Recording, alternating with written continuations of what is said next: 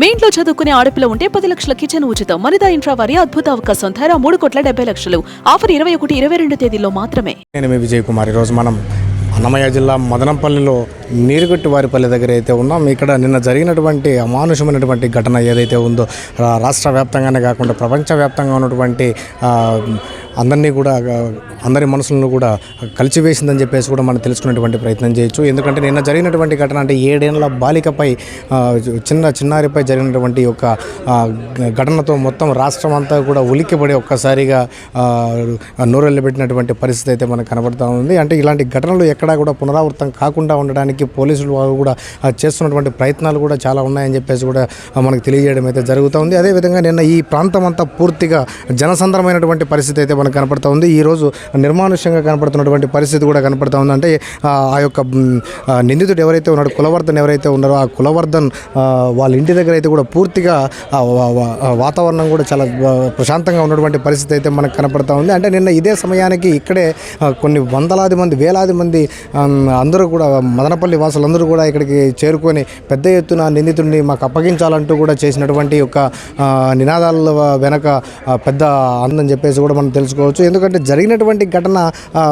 సామాజిక కోణంలో చూసుకుంటే చాలా దురదృష్టకరం అని చెప్పేసి కూడా చాలామంది విశ్లేషకులు చెప్తున్నటువంటి పరిస్థితి అయితే మనకు కనపడతా ఉంది. నిన్న ఇదే ప్రాంతంలో ఇదే ఇంట్లో ఆ యొక్క బాలిక ఆ చిన్నారి మృతదేహాన్ని ఒక డ్రమ్ములో పెట్టినటువంటి పరిస్థితి అయితే మనకు చాలా స్పష్టంగా కనపడతా ఉంది. అంటే వారి తల్లిదండ్రులు కూడా వారి బంధువులు అదేవిధంగా వేలాది మంది ప్రజలందరూ కూడా ఇక్కడికి వచ్చేసి ఆ యొక్క బాలిక మృతదేహాన్ని మేము అప్పగించము, ఎప్పుడైతే నిందితుడిని మాకు అప్పగిస్తారో అప్పుడే మేము ఆ యొక్క మృతదేహాన్ని పోస్టుమార్టం పంపిస్తాము అని చెప్పేసి వాళ్ళు అయితే గట్టిగా నినాదాలు చేసినటువంటి పరిస్థితి అయితే మనకు చాలా స్పష్టంగా కనపడింది. అంటే నిన్న జరిగినటువంటి యొక్క ఘటనకు దేశ నలుమూలలో ఉన్నటువంటి ప్రతి ఒక్కరు మనసున్న వాళ్ళు ఎవరన్నా కూడా చేసినటువంటి పరిస్థితి అయితే కనపడతా ఉంది. అంటే ఈరోజు మార్నింగ్ చూసుకున్నట్టయితే అంటే పోలీసుల చొరవతో ఈ యొక్క అంటే పోలీసులు నిన్నటి నుంచి గాలిస్తున్నామని చెప్పేసి కూడా కోయా ప్రవీణ్ గారు అంటే డిఐజీ కోయా ప్రవీణ్ గారు కూడా చెప్పడం అయితే జరిగింది.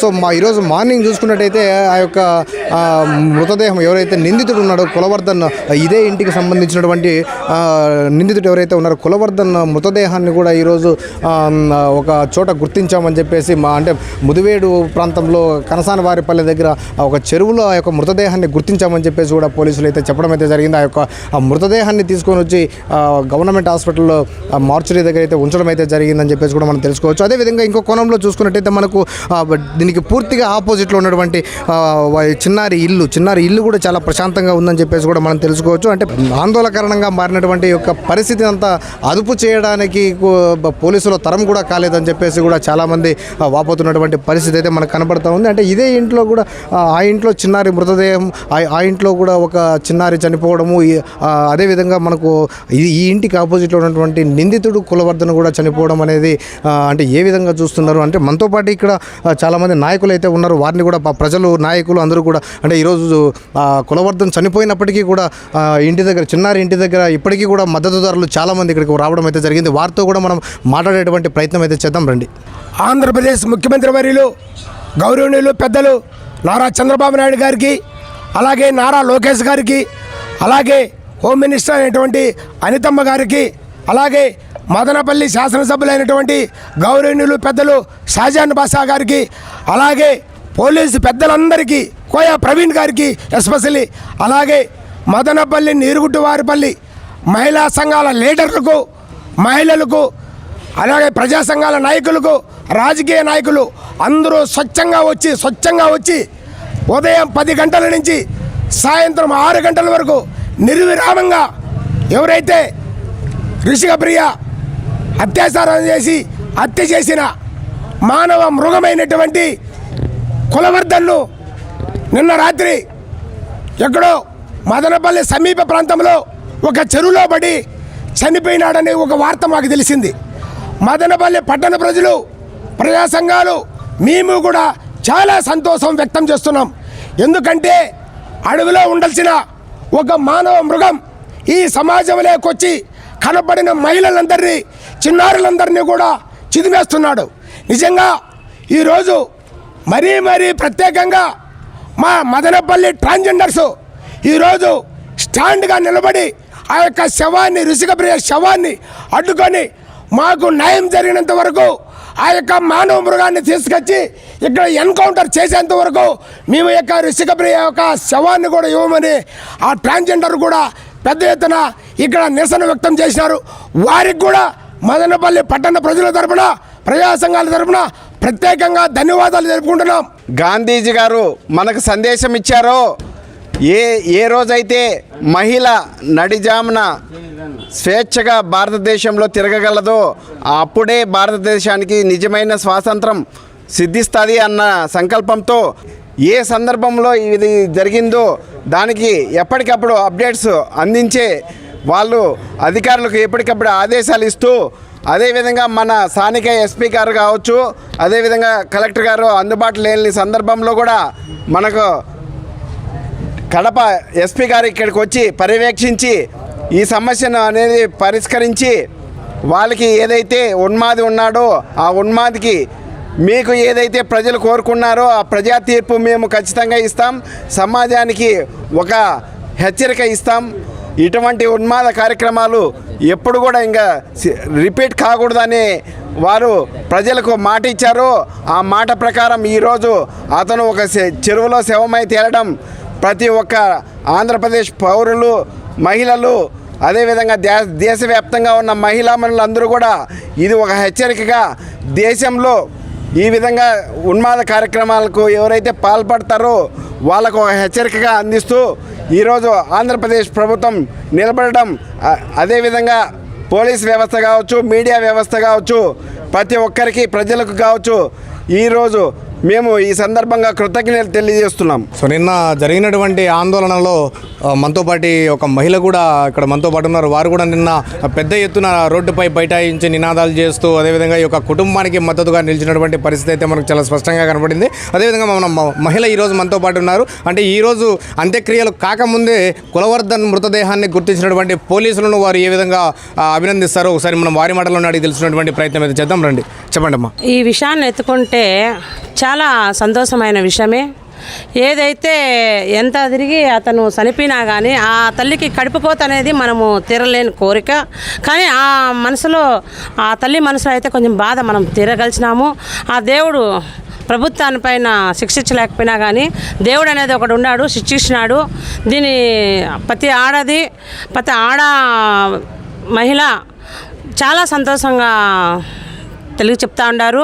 దీంట్లో మాకైతే చాలా సంతోషంగా కూడా ఉంది. ఇట్లా ఇంకా కూడా జరగకుండా, ఇలాంటి సిచ్యువేషన్ రాకుండా వీడియో తీసుకుపోయి ముందర పెట్టుకొని ప్రభుత్వాన్ని కోరుకుంటున్నదంటే ఏదంటే మగ్లింగ్ ఇవంతా ఉన్నాయో అవి ఎవరిని ఖండించాలని మేము కోరుకుంటాను. అతను బతికి వచ్చి మళ్ళీ తిరగా వచ్చినా కానీ ఇంకొక ఆడబిడ్డ కూడా జీవితం జరిగింది. ఏదైతే ఆ అమ్మాయిని పూడ్చిపెట్టకనే అతను శవం బయటపడింది. మేమందరము నిన్న కోరుకునే దానికి, మేము నిన్న కష్టపడిన దానికి మాకు ఫలితం అయితే జరిగింది.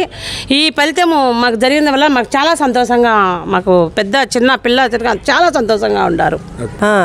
ఇంకో బిడ్డకు ఇట్లా అన్యాయం జరగకూడదు, ఇంకో తల్లి ఇట్లా బాధపడకూడదు. ప్రతి ఒక్క తల్లులు సంతోషంగా ఉండాల.